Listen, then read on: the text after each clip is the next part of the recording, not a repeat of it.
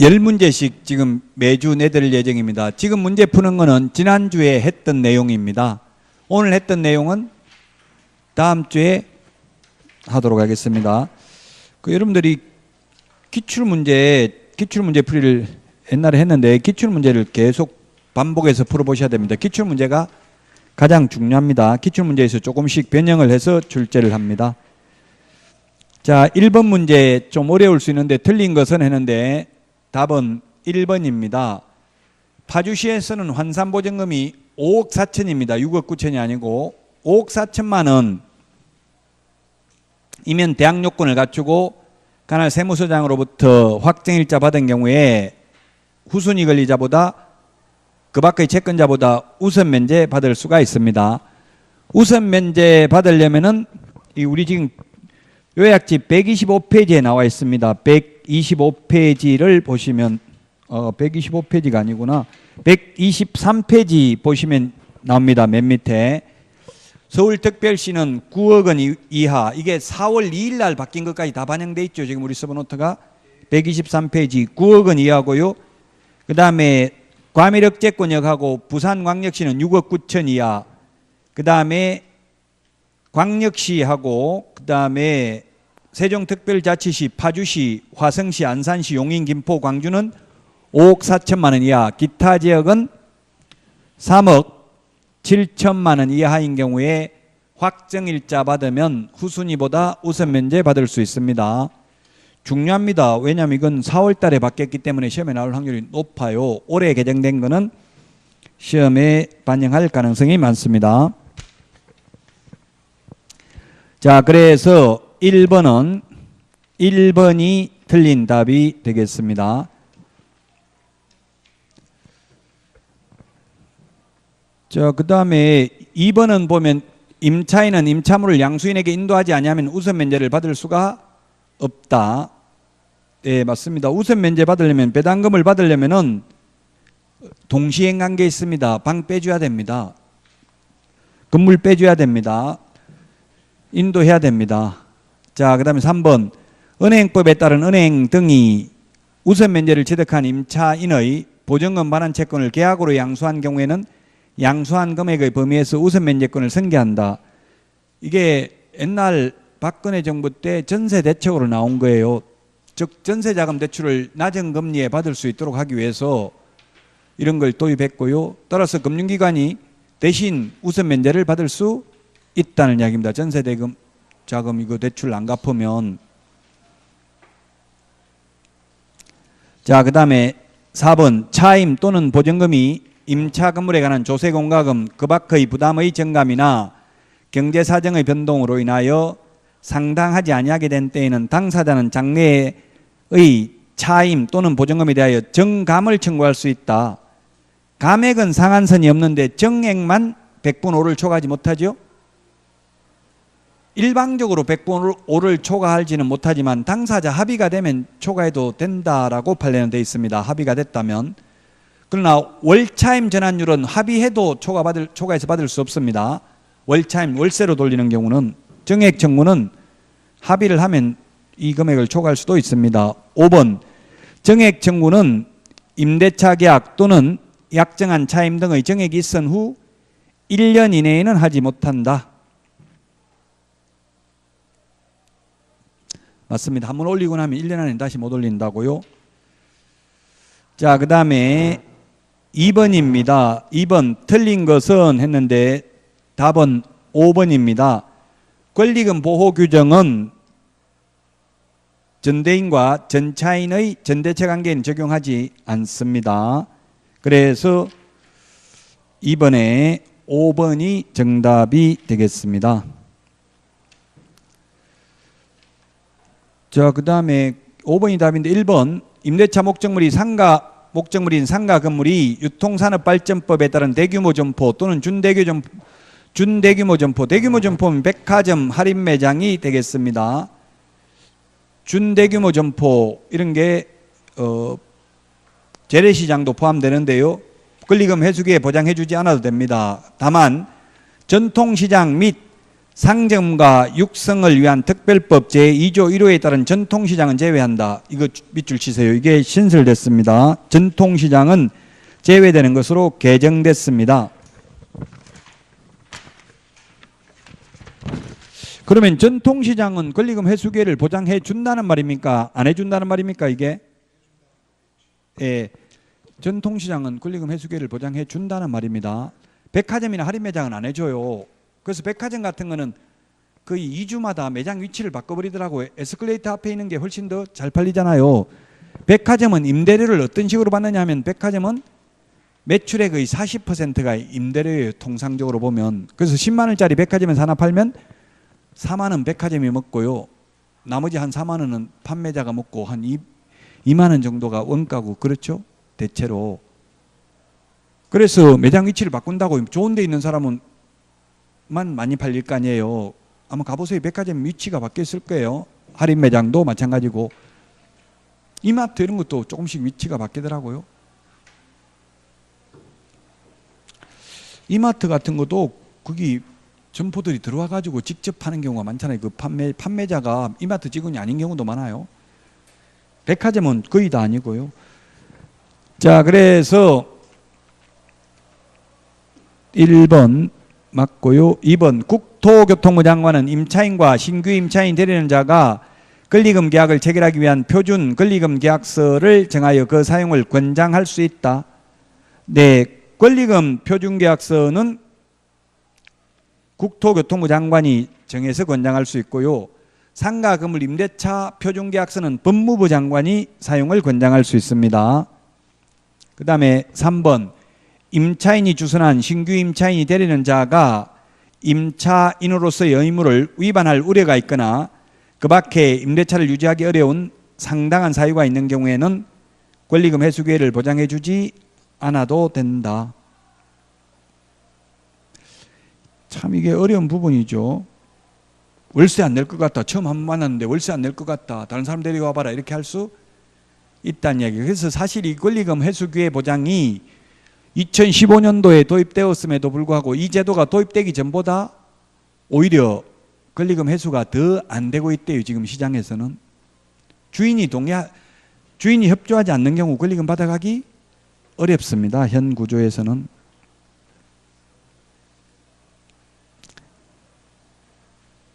(4번) 임차인은 임대인에게 임차인이 주선한 신규 임차인이 되려는 자의 보증금 및 차임을 지급할 자력 또는 그 밖에 임차인으로서의 의무를 이행할 의사 및 능력에 관하여 자신이 알고 있는 정보를 제공하여야 한다.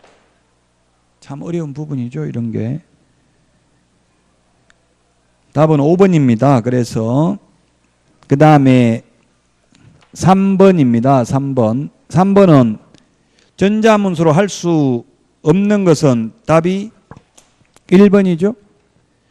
전자문서로 할 수 없는 것, 휴업신고 전자문서로 할 수 없습니다. 자, 전자문서로 할 수 없는 것 시험에 기출문제 출제됐고요. 전자문서가 불가능한 게 첫 번째 휴업신고, 그 다음에 두 번째 폐업신고, 그 다음에 단독으로 부동산 거래 신고. 단독으로 부동산 거래 신고하는 경우에는 사유서와 계약서 사본을 제출하러 가야 됩니다. 즉 상대방이 신고서에 서명 또는 날인을 거부해서 혼자서 하는 경우에는 사유서와 계약서 사본을 제출하러 가야 되고 휴폐업도 등록증 반납하러 가야 되니까 전자문서가 안 된다는 이야기입니다. 그 다음에 고용관계 종료신고. 고용신고는 전자문서가 가능하다는 말이 있는데 고용관계 종료신고는 전자문서 가능하다는 말이 없습니다. 이거는 입법의 불비인 것 같아요. 이건 이유를 설명하기 어렵습니다. 지금 현실적으로는 고용관계 종료신고도 전자문서로 하고 있습니다. 근데 법조문에 할 수 있다는 말이 없기 때문에 국토부에 물어보니까 이거는 아마 시험에 안 나올 겁니다. 그래도 제가 나오면 그럼 어떻게 대답해야 되냐 이렇게 물으니까 법대로 안 된다고 해야 되지 않을까요? 주고 이렇게 묻더라고요. 이건 아마 시험에 5번은 안 나올 겁니다. 그 다음에 면적 변경 없이 가격을 변경하는 경우, 면적 변경 없이 가격을 변경 신고하는 경우는 계약서 사본 등을 제출하러 가야 됩니다. 그 다음에 정정신청, 부동산 거래 신고와 관련되는 건데 정정신청도 전자문서가 안 됩니다. 왜냐하면 정정신청은 신고 필정에다 정정사항을 기재해서 제출하러 가야 됩니다. 따라서 이 6개는 전자문서가 안 됩니다. 그래서 3번에 1번이 정답입니다.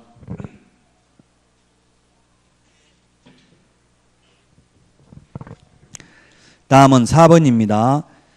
4번에 틀린 것은 했는데 5번이죠. 전자문서에 의한 고용신고 불가능하다 했는데 고용신고는 가능하고 고용관계 종료신고가 전자문서 안 된다고 했습니다. 4번에 1번은 보니까 등록 신청 시 실무교육을 위탁받은 기관 또는 단체가 실무교육 수료 여부를 등록관청이 전자적으로 확인할 수 있도록 조치를 한 경우 실무교육 수료증 4번을 제출할 필요가 없다. 맞습니다. 그 다음에 2번 등록 신청 시에는 여권용 사진 1매를 제출해야 된다.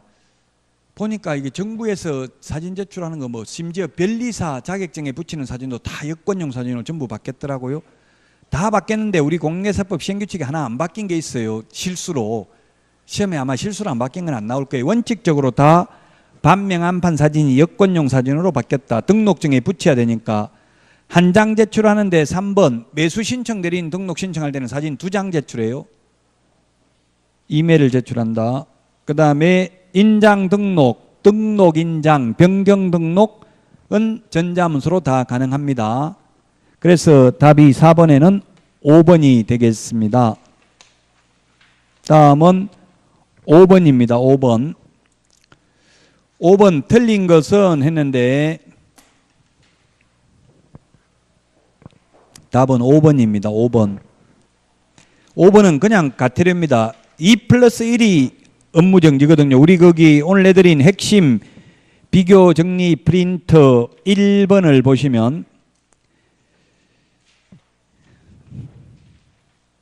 44번에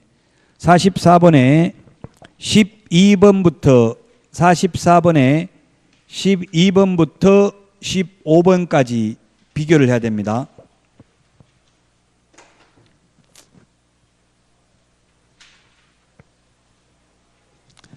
(44번) 핵심 비교 정리 프린트 44번 12번부터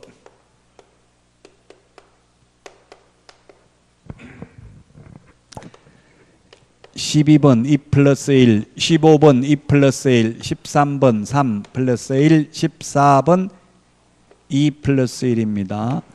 자, 그래서 12번은 뭐냐면 업무정지 2번, 또다시 업무정지에 해당되는 위반 행위를 하면 최근 1년 이내에 업무정지 3번째에 해당되면 절대적 취소입니다. 절대적 취소, 반드시 취소, 기속 취소, 필요적 취소, 취소하여야 한다 같은 말입니다.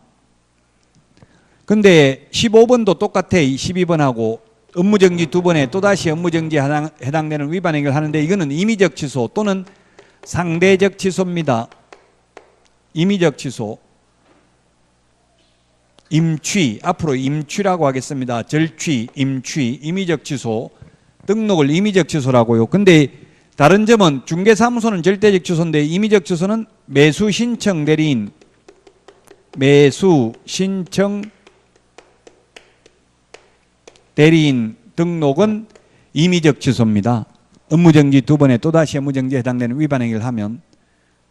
그 다음에 3+1은 최근 1년 이내에 3회 이상 업무정지 또는 과태료 처분을 받고 또다시 업무정지 또는 과태료에 해당하는 위반 행위를 한 때 다만 법 38조 1항 제8호 즉 이미 2+1에 해당되어 절대적 취소에 해당되는 경우는 제외한다. 그 말은 무슨 말이냐면은 업무정지, 과태료, 업무정지 3+1 또다시 업무정지에 해당되는 위반 행위를 했다면 이건 3+1 임의적 취소가 아니라 상대적 취소라고요. 상대적 취소. 임의적 취소가 아니라 절대적 취소입니다. 왜? 이 과태료 이거 하나 없어도 이미 이 절대적 취소에 해당되잖아요. 그래서 이거는 절대적 취소다. 따라서 임의적 취소가 되려면 3+1에 반드시 과태료가 최소한 2번 이상 포함되어 있어야 된다. 따라서 최근 1년 이내에 과태료, 업무정지, 과태료 플러스 업무정지 요 3+1은 임의적 취소입니다. 그래서 과태료가 최소한 3+1에는 2번 이상 들어간 경우에는 임의적 취소고요. 과태료가 한 번밖에 안 들어갔다면 절대적 취소라고요. 자, 그 다음에 14번 앞에 업무정지 또는 과태료 처분이고요. 뒤에 +1은 반드시 과태료에 해당되는 경우입니다. 이게 업무정지 사유입니다. 업무정지 사유. 업무정지 사유인데 오늘 5번 그게 5번의 5번 문제는 최근 1년 이내 업무정지 또는 과태료 한 번 받았잖아요. 1+1이죠. 그러니까 그냥 과태료에 해당되는 위반 행위했다면 과태료만 받으면 된다고요. 2+1이 돼야 최소한 업무정지 된다고요. 좀 어렵긴 한데 이거 기출문제 지문입니다. 5번이 답입니다.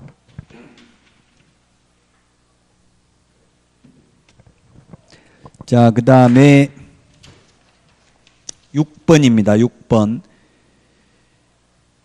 6번에 보면은 틀린 것은 했는데 오늘 위헌에 비교했죠. 위헌에 1번 최우선 면제를 받을 임차인 및 보증금 중 일정액의 범위와 기준을 심의하기 위해서 법무부의 주택임대차위원회를 둔다. 주택임대차위원회와 공제운영위원회는 둔다. 공인중개사 정책심의위원회는 둘 수 있다. 국토부에. 주택임대차 분쟁조정위원회는 대한법률구조공단 지부에는 둔다. 시도에는 둘 수 있다. 오늘 프린트 내드렸잖아요. 비교하는 거. 그래서 6번에 1번은 맞습니다. 2번은 주택임대차위원회 위원장 1명을 포함하여 9명 이상 15명 이내다. 예, 공인중개사 정책심의위원회는 7인 이상 11명 이하, 공제운영위원회 위원은 19명 이하, 주택임대차 분쟁조정위원회 위원은 5명 이상 30명 이하라고 했죠. 당연히 상가건물임대차 분쟁조정위원회도 5명 이상 30명 이하가 될 것입니다. 그래서 맞고요. 4번 주택임대차위원회의 위원장은 법무부 차관입니다. 공인중개사 정책심의위원회 위원장은 국토교통부 제1차관이고요. 공제운영위원회와 주택임대차 분쟁조정위원회 위원장은 호선. 호선이라는 말은 상호간에 선출한다. 자, 그 다음에 4번 주택임대차와 관련된 분쟁을 심의 조정하기 위하여 대한법률구조공단 지부에 주택임대차 분쟁조정위원회를 둔다. 맞죠? 5번 시도에는 두어야 한다가 아니라 둘 수 있다. 오늘 프린터 내드린 거 맨 위에 맨 오른쪽에 있습니다. 위원회 4개 비교하는 거. 6번의 답 5번입니다. 7번은 7번 답 5번인데요. 이거 어렵나요? 기출문제인데 어렵게 생각하면 어려운데요. 쉬워요. 즉 암기를 굳이 안 하더라도 기본 확인사항은 개업공개사 혼자서 알 수 있는 것은 기본 확인사항, 의뢰인한테 물어봐야 알 수 있는 게 세부 확인사항. 그래서 세부 확인사항은 의뢰인이 고지한 사항이나 의뢰인에게 상태에 관한 자료 요구를 해서 알아낼 수 있는 게 세부 확인사항입니다. 그래서 세부 확인사항이 뭐가 있냐면 실제 권리관계가 있습니다. 유치권, 분묘기지권, 법정지상권과 같은 실제 권리관계, 그 다음에 내외부 시설물의 상태, 벽면 및 도배 상태, 일조, 소음, 진동 등 환경 조건, 이게 세부 확인사항입니다. 자, 그래서 기본 확인사항부터 먼저 볼까요? 기본 확인사항. 소방 봅시다. 소방은 뭡니까? 소방, 소화전, 비상벨 이런 게 있는지 없는지, 또는 단독 경보형 감지기가 설치되어 있는지 안 되어 있는지 주인이 안 알려주면 알아요? 몰라요? 집 안에 있으니까 모르겠죠? 그래서 이게 뭐라고요? 세부 확인사항입니다. 세부 확인사항을 동그라미 해볼까요? 세부. 그 다음에 배수도 물 잘 빠지는지, 싱크대에 물이 잘 빠지는지 가봐야 알 수 있으니까 세부죠? 세부. 소음, 세부죠? 시끄러운지 안 시끄러운지 그 집에 들어가 봐야 알잖아요. 주인이 안 가르쳐주면 알 수가 없잖아요. 세부고요. 교육시설은 기본시설은 X 해야 되겠네요. 교육시설은 초등학교, 중학교, 고등학교, 대학교 주인이 안 알려주면 알아요? 몰라요? 그건 알 수 있잖아요. 학교는 다른 주변 사람들한테 물어봐도 알잖아요. 다른 사람한테 물어봐도 여기 초등학교 이 근처에 있습니까? 물어보면 알 수 있죠. 그래서 기본 확인사항. 진동, 세부 확인사항이죠. 진동. 수도, 세부 확인사항이죠. 수돗물 잘 나오는지 안 나오는지. 일조량, 세부 확인사항이죠. 판매 및 의료시설, 백화점, 할인매장, 종합병원. 주인한테 물어봐야 돼요, 이거. 기본이죠. 다른 사람한테 물어봐도 알 수 있어요. 이거는 인터넷에 쳐봐도 되고. 예, 그래서 기본 확인사항. 열공급, 뭐 LNG, LPG, 뭐 무슨 가스 뭐 쓰는지 주인한테 물어봐야, 가봐야, 그 집에 들어가봐야 알 수 있으니까 세부죠. 도로, 몇 미터 도로에 접해 있는지는 주인한테 안 물어봐도 그 집에 가보면 알 수 있잖아요. 도로가 몇 미터 도로에 접해져 있는지, 도로가 있는지 없는지 현장 답사해 보면 알 수 있어요. 주차장도, 주차장이 있는지 없는지 아파트 가보면 알 수 있죠.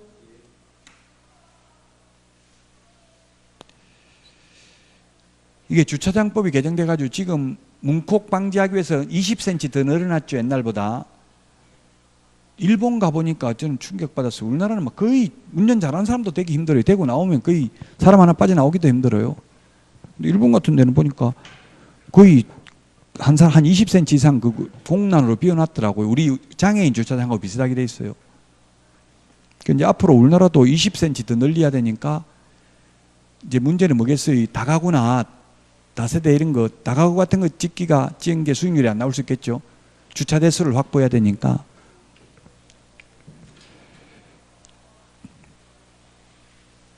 아파트 같은 것도 저도 옛날부터 그런 생각해서 좀 주차장 넓혀야 된다. 누가 와서 제가 안 해도 다른 사람이 박아놓고 가버리고 이러니까 그 찾을 수도 없잖아요. 어쨌든 주차장 기본 확인사항이다. 도배 뭡니까? 도배 암기 안 해도 도배 이거 세부 확인사항이죠. 기본 개업공개에서 혼자 살 수 없잖아요. 주인이 못 들어오고 하면. 그래서 세부 확인사항 따라서 자 기본 확인사항 4개, 나머지 다 세부 확인사항 8개. 5번이 답이죠. 기출문제 출제됐습니다. 확인설명서 서식 기본서에 있는 것을 한번 참고로 보시면 돼요. 기본 확인사항은 개업공개사 혼자서 알아낼 수 있는 것, 주인한테 안 물어봐도. 세부 확인사항은 주인한테 물어봐야 알 수 있는 것, 주인의 도움을 받아야 알 수 있는 것, 세부 확인사항입니다. 답 5번입니다. 자, 그 다음에 8번입니다. 8번. 틀린 것은 했는데 1번 거래 당사자 중 일방이 신고를 거부하는 경우 상대방이 단독으로 신고할 수 있다. 맞습니다. 2번 이 경우에 단독으로 하는 경우에 부동산 거래계약 신고서에 단독으로 서명 또는 날인한 후 계약서 확인 설명서만 서명 및 날인이고 그 외의 모든 서류는 서명 또는 날인이라고 했죠. 계약서 확인 설명서는 서명 및 날인입니다. 다만 확인 설명서의 거래 당사자는 서명 또는 날인입니다. 서명 및 날인이 아니고요. 상대방이 신고를 거부하는 사유서와 계약서 사본을 첨부하여 신고관청에 제출해야 된다. 그래서 제출하러 가야 되니까 이게 전자문서 안 된다고요. 이거 사유서하고 사본 제출하러 가야 되니까 방문 신고만 가능하다고요. 전자문서 안 되고요. 3번 부동산 거래계약 시스템을 통하여 부동산 거래계약 해제 등을 한 경우에는 부동산 거래계약 해제 등이 이루어진 때에 부동산 거래계약 해제 등 신고서를 제출한 것으로 본다. 맞습니다. 부동산 거래계약 시스템, 즉 전자계약서 작성하면 동사무소에 확정일자 받으러 갈 필요도 없고 해제 신고하러 갈 필요도 없습니다. 시스템상 하면 됩니다. 물론 동사무소를 요즘은 동주민센터 이렇게 부르는 것 같더라고요. 4번 거래 당사자의 주소, 전화번호 또는 휴대전화번호 사항을 정정하는 경우에는 해당 거래 당사자 일방이 단독으로 서명 또는 날인하여 정정을 신청할 수 있습니다. 예, 요거 하나만 단독으로 서명 또는 날인할 수 있고 나머지는 다 공동으로 서명 또는 날인해야 됩니다. 계약서, 확인설명서 빼고는 모두 서명 또는 날인, 해제 신고, 정정 신청, 변경 신고 이 세 개는 하여야 한다가 아니라 할 수 있다. 물론 지금 부동산 정책에 의하면 해제 신고는 하여야 한다로 바뀔 예정이기는 합니다. 현재까지는 할 수 있답니다. 모두. 시험 보기 전에 바뀔 수 있어요. 바뀌면 다시 알려드리겠습니다.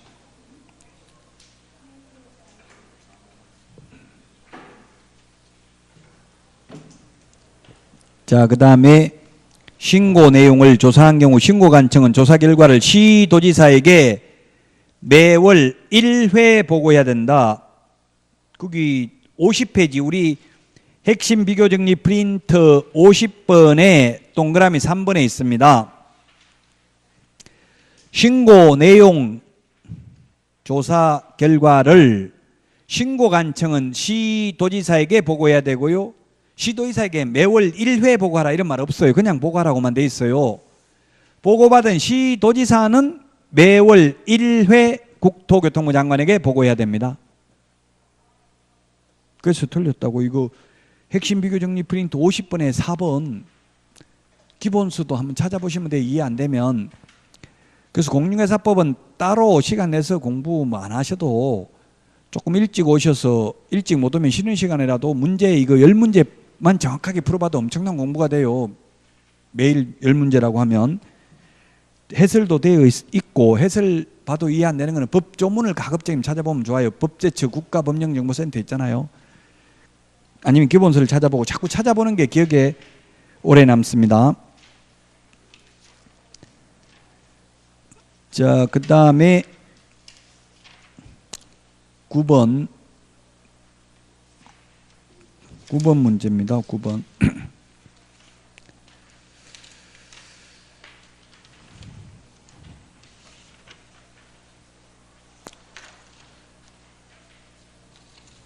자, 9번 문제에 보면은 교육공개사가 조사하여 기재할 사항이 아닌 것은 교육공개사가 조사하여 기재할 사항이 아닌 것은 이 말은 뭐예요? 이걸 잘못 이해를 하면 기출문제 이렇게 나왔어요. 조금 오해의 소지가 있게 출제됐죠.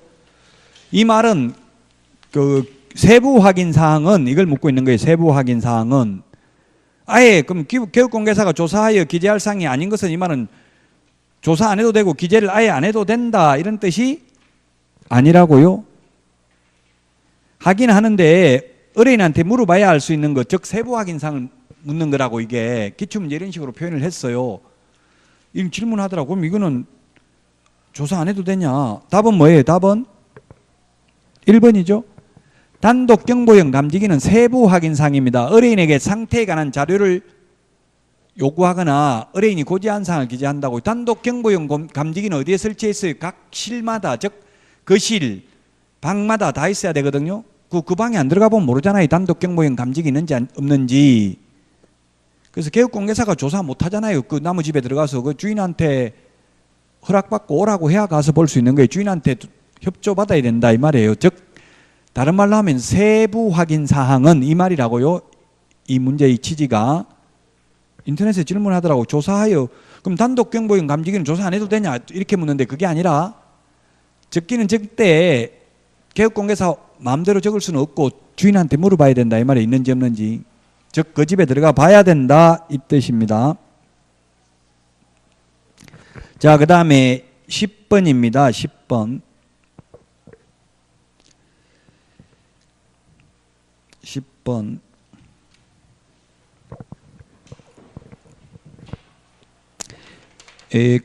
매수신청 대리인 등록에 관한 규칙 내용 중 틀린 것은 했는데 1번 협회는 매수신청 대리 공제사업 운용 실적을 매 회계연도 종료 후 3개월 이내에 일간신문 또는 협회보에 공시하고 협회 인터넷 홈페이지에 게시해야 됩니다.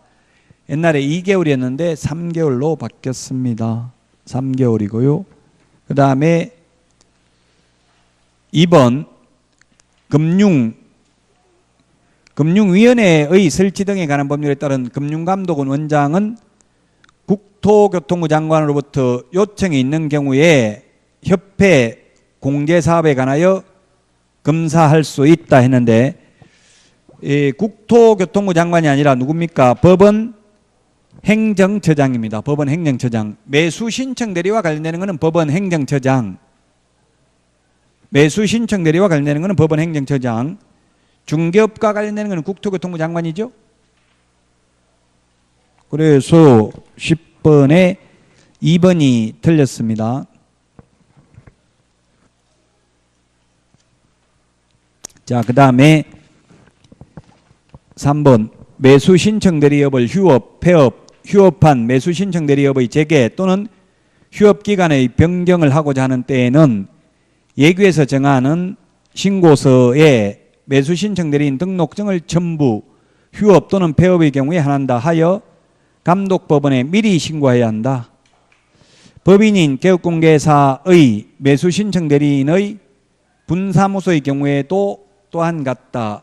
이게 옛날에 없다가 매수신청 대리 휴업 폐업 제도도 신설됐습니다. 맞습니다. 미리 신고합니다. 지방법원장에게. 4번 이 매수신청 대리 휴업도 우리 중개업 휴업하고 마찬가지로 6월을 초과할 수 없습니다. 원칙적으로 6월을 초과할 수 없다. 그 다음에 5번 보수 지급 시기는 매수신청인과 매수신청 대리인의 약정에 따르며 약정이 없을 때에는 매각대금의 지급 기한일로 한다. 맞습니다. 지급 기일이 아니라 기한으로 바뀌었습니다. 지급 기한일로 합니다. 자, 그 다음에 11번, 12번은 전자계약서와 관련되는 겁니다. 전자계약서 관련된 거 지난주에도 내드렸죠? 매주 2문제씩 내드리고요. 다음 주도 아마 내드릴 거예요. 그 다음 주까지 아마 내드릴 것 같은데 10문제, 지금까지 오늘까지 하면 6문제 드린 거죠? 그래서 아마 앞으로 2문제씩 2주 더 드릴 겁니다. 10문제. 이 10문제 중에서 반드시 한 문제 나온다. 반드시 한 문제 맞추는 게 굉장히 중요해요. 한 문제 때문에 거의 당락이 결정돼요. 한 문제 우습게 보면 안 돼요. 학원 다니면 55점 이상은 다 나와요. 누구든지 평균. 그래서 그 수험생들의 분포도가 입상형이라고 하더라고. 입상형. 입상형이 뭐냐면 우산처럼 되어 있는 거. 우산처럼. 입상. 우산을 세우는 것처럼 해서 입상형이다. 수험생 분포도가 55점에서 65점에 거의 집중되어 있다 이 말이에요. 55점에서 65점. 그러면 60점 여기란 말이에요. 60점 여기. 그러니까 이쪽으로 60점 안팎으로 55점에서 65점 사이에 다 분포되어 있다고 대부분이. 그러니까 거의 한 문제 때문에 떨어진 사람 엄청나게 많아요. 1000명 넘어요. 1000명. 한 문제 때문에 떨어지는 사람이. 그러니까 한 문제가 소중하다고요. 그 지금 반드시 한 문제 나온다고. 이거 전자계약서 작년에 안 나왔잖아요. 올해 처음 도입된 제도라고요. 전자계약서.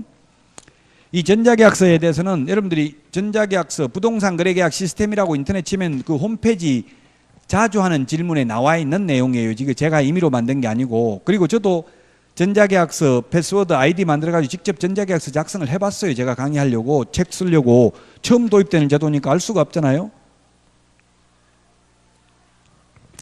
자, 1번 맞습니다. 대리인은 안 되고요. 반드시 본인 휴대폰 있어야 됩니다. 전자계약서 작성하려면. 본인만 가능하고요. 본인 휴대폰도 있어야 됩니다. 스마트폰 있어야 돼요. 휴대폰 그 본인 인증을 받아야 되니까.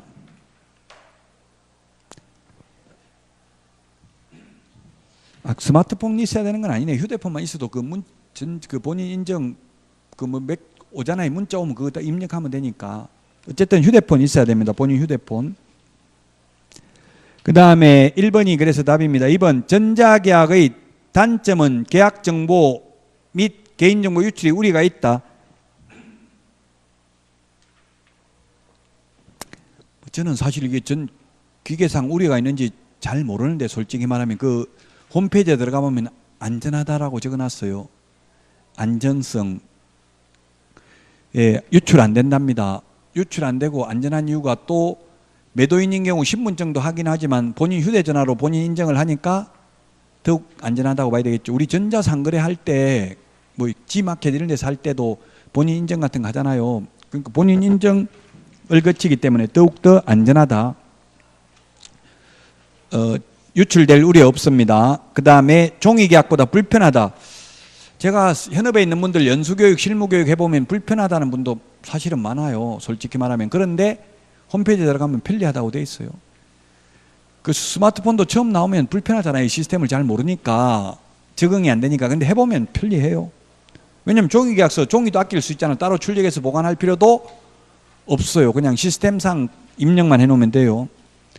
카드로 결제할 수 없다 했는데 카드 결제도 가능합니다. 그 제휴업체하고는 카드 할인도 해줍니다. 근데 카드로 가능한데 이거는 단 개업공개사가 카드 가맹점 가입을 해야 가능하겠죠. 가맹점 가입이 안 돼 있으면 안 됩니다. 5번 카드 결제할 수 없는 게 아니라 가능하다고요. 그 다음에 5번 전자계약을 한 경우 전자등기 신청을 한 것으로 보는 게 아닙니다. 등기는 따로 신청해야 됩니다. 다만 할 수 있는 건 뭐라고 했어요? 실거래가격 신고한다든가 또는 해제 신고한다든지 또는 확정일자 받는 거는 시스템상 할 수 있다고 했죠. 그러나 등기 신청은 전자등기 신청하려면 따로 해야 됩니다. 그래서 답 1번입니다. 맞는 거. 2번 부동산 거래 전자계약 시스템을 이용하여 거래계약을 체결하는 경우에 옳은 것입니다. 1번 이게 지금 사실상 경제적인 혜택을 주는 것은 매수인하고 임차인에게 혜택 줍니다. 대출 금리를 할인해 줍니다. 집 사거나 전세 얻으면 매수인이나 임차인이 대출 받잖아요. 그래서 우대금리 적용해 줍니다. 뭐 몇 퍼센트인지 이런 것까지는 안 나오겠죠, 시험에. 그건 은행마다 다를 수 있으니까 금융기관에 확인해야 돼요. 그 다음에 개업공개사는 회원가입하지 않아도 된다 했는데 개업공개사는 회원가입해야 됩니다. 단 거래 당사자는 회원가입 안 해도 됩니다. 3번 개업공개사 회원이 전자계약을 진행하려면 공인인증서 등록이 반드시 필요하다. 그렇습니다. 공인인증서 별도로 등록을 해야만 합니다.